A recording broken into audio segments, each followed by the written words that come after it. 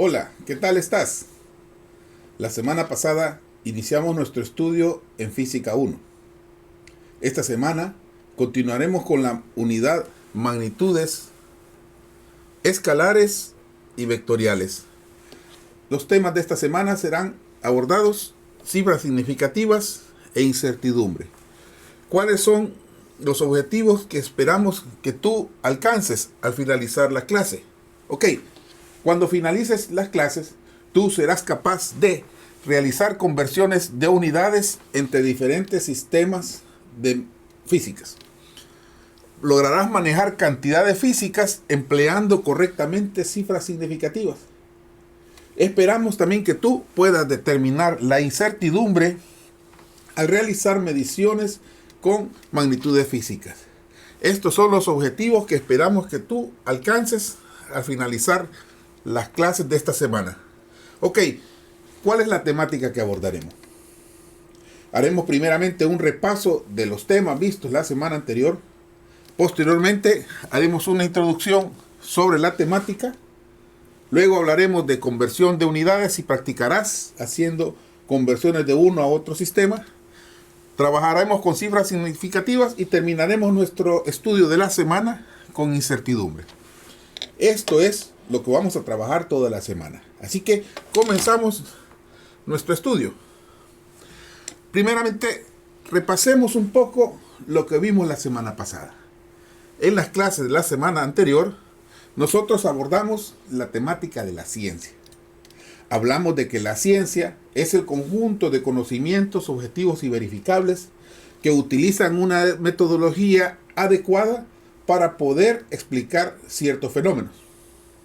Ok, la ciencia usa conocimientos objetivos y verificables usando la metodología adecuada.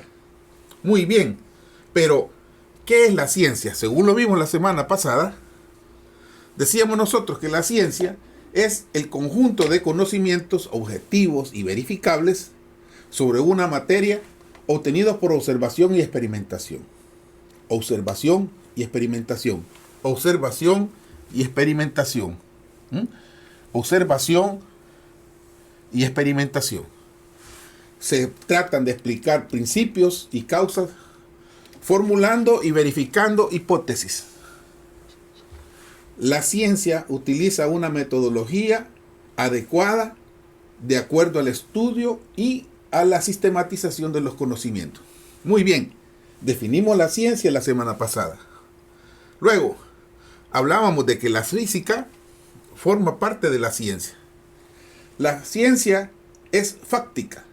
Cuando decimos nosotros que algo es fáctico, se refiere a que se basa en hechos que pueden ser comprobables.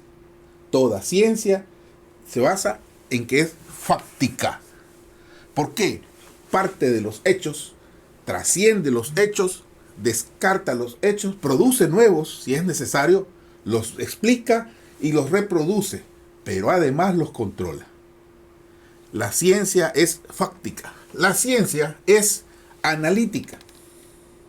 La ciencia aborda los problemas, los descompone, los trata de entender, los divide en componentes, descubre todos sus elementos y a la vez sus interconexiones que hay entre uno y otro.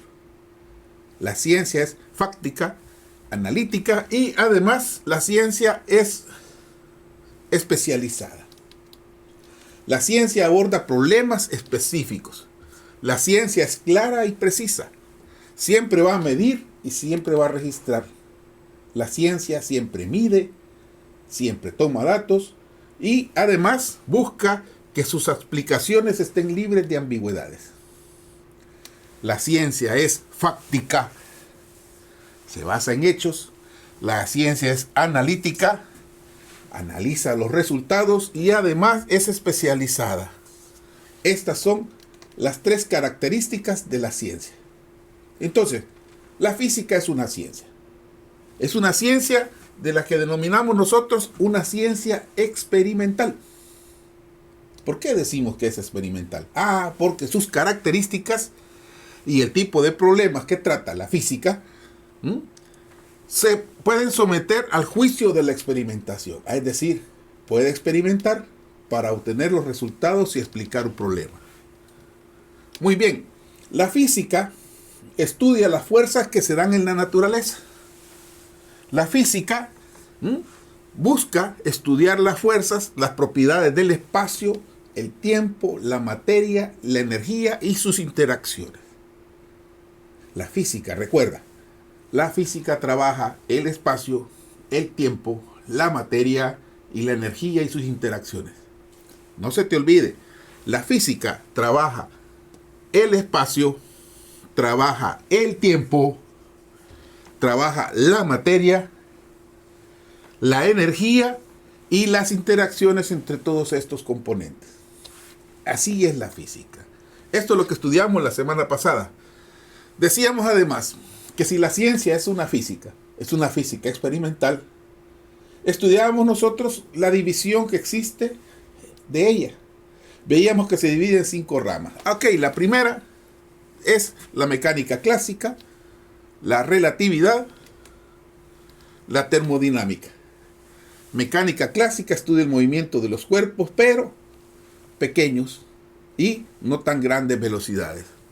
La relatividad, por el contrario, estudia siempre el movimiento, pero indistintamente del tamaño y su rapidez que lleva. La termodinámica estudia la temperatura y los fenómenos relacionados con los fluidos. También la división de la física abarca, aparte de la mecánica, la relatividad y la termodinámica, el electromagnetismo, que estudia los fenómenos eléctricos y magnéticos. También la ciencia se divide en óptica, para estudiar la luz, los lentes y todas sus relaciones. Y por último, la mecánica cuántica, la más reciente de las divisiones de la física. Ok, ¿en cuántas partes se divide la física? No se te olvide. Mecánica clásica, relatividad, termodinámica, electromagnetismo, óptica y mecánica cuántica. 6 partes en que se divide la física. Para nuestro caso, nuestra materia de estudio, física 1, únicamente abordamos la mecánica clásica. En posteriores materias abordarás cada una de las otras ramas de la física. Eso lo trabajamos la semana pasada. Ok. ¿Cuáles son las etapas que lleva el método científico para poder entender todo su desarrollo? Ok, aquí tenemos las 8 partes del método científico. La ciencia experimental observa, ve el fenómeno. La ciencia experimental se pregunta sobre el comportamiento del medio. Luego, formula una hipótesis a partir de lo que ha observado. Con ello, va a planear un experimento para poder analizar los datos que obtenga de ese experimento. ¿Qué es lo que se busca? Ver si la hipótesis es acertada o no. Ok, ya con el análisis de los datos, elabora una teoría y con la teoría se va a verificar nuevamente si funciona o no funciona. Muy bien, cuando ya se verificó la teoría, se procede entonces a formular la ley. Ok, entonces estas son las etapas que va a llevar el método científico.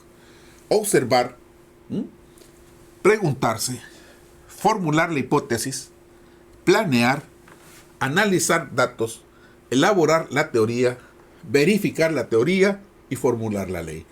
Con todo esto nosotros trabajamos, recuerda, con nuestra materia de física. La física observa, pregunta, formula hipótesis, planea un experimento, analiza los datos, elabora una teoría, verifica la teoría y formula una ley. Esa es la ciencia experimental. Ok, esto nos da la pauta a nosotros a hablar ya de la temática de nuestra semana. Hablemos de los prefijos del sistema internacional. ¿Qué son los prefijos? Pues los prefijos es una palabra, una letra que se antepone a la unidad. La semana pasada, por ejemplo, hablamos de la longitud y decíamos que la unidad de longitud en el sistema internacional de unidades es el metro. El metro se representa con la letra M minúscula, M minúscula. Ok, ¿para qué nos van a servir los prefijos? Pues nos van a servir para denotar cantidades o muy pequeñas o cantidades muy grandes. Para el caso, para nuestro ejemplo, tenemos la primera tabla para valores pequeños. El prefijo es una letra, que es esta que se encuentra en esta columna, que se antepone a la cantidad. Por ejemplo, tú estás acostumbrado en algunas ocasiones en medir centímetros. Centímetros. La C significa centi y M, que es la unidad de medida del metro. Centímetro. La C equivale a que el metro yo lo voy a multiplicar por esta cantidad. 10 a la menos 2. Así funcionan los prefijos. Hay prefijos para valores pequeños y además hay prefijos para valores grandes. Valores grandes como por ejemplo la distancia que tenemos desde la Tierra hasta el planeta Saturno, para poner un ejemplo. Los prefijos grandes, observa, se multiplica por 10 a la 1, 10 a la 2, 10 a la 3 y así va subiendo. Estos son los nombres: deca, hecto, kilo, mega, giga, los puedes ver ahí. Si eres observador, mira que entre prefijo y prefijo hay 3 unidades de diferencia. Es decir, entre este y el siguiente, de 10 a la 21, hay 3 unidades de diferencia. Ok. 3, 3, 3, 3. Esto ya está estandarizado. La única excepción a la regla son los 2 primeros, los más pequeños, deca y hecto. Y lo mismo se repite para los prefijos pequeños. Para los valores pequeños también hay una diferencia de 3. Observa. 3, 6, 9, 12, 15, 18. Ok, así trabaja el sistema internacional. Es un buen detalle. Muy bien. Con los prefijos nos van a ayudar a nosotros a convertir unidades. ¿En qué consiste el proceso de conversión de unidades? Bueno, que tú vas a transformar la unidad de un sistema de medida a otro. Por ejemplo, un sistema de norma inglesa lo vas a pasar al sistema internacional. O al revés. De un sistema, por ejemplo, de norma inglesa, lo puedes pasar tú al sistema internacional. Ok, para el ejemplo que te mostramos acá, se está convirtiendo kilómetros por hora a metros por segundo. En este caso, la conversión de unidades se realiza dentro del mismo sistema internacional, pero en un caso usando prefijos. Mira, 1 kilómetro por hora equivale a decir, la K de kilo equivale a 1000, o sea, 10 elevado a la 3. Y una hora, tú ya sabes que tiene 60 minutos. Entonces, ¿en qué consiste la conversión? En que tú vas a tratar de que arriba te quede la misma unidad que tiene abajo. Por ejemplo, 1 kilómetro equivale a 1000 metros. Una hora equivale a 60 minutos. Entonces tú vas poniendo kilómetro abajo y arriba su equivalencia. Una hora equivale a 60 minutos. La hora está abajo, la pones arriba y abajo su equivalencia. Para cancelar. ¿Cómo cancelar? Muy bien. Tú vas a cancelar los resultados que tenga aquí. Por ejemplo, mira, kilómetro se te va a cancelar con kilómetro. Hora se te va a cancelar con hora. Minutos se te va a cancelar con minutos. Al final lo que te quedan van a ser metros sobre segundos. Este es el proceso que vas a seguir tú para realizar conversiones. Ok, ya es el momento de que tú pases a practicar. Continúa con la hoja de ejercicios que aparece en tu aula.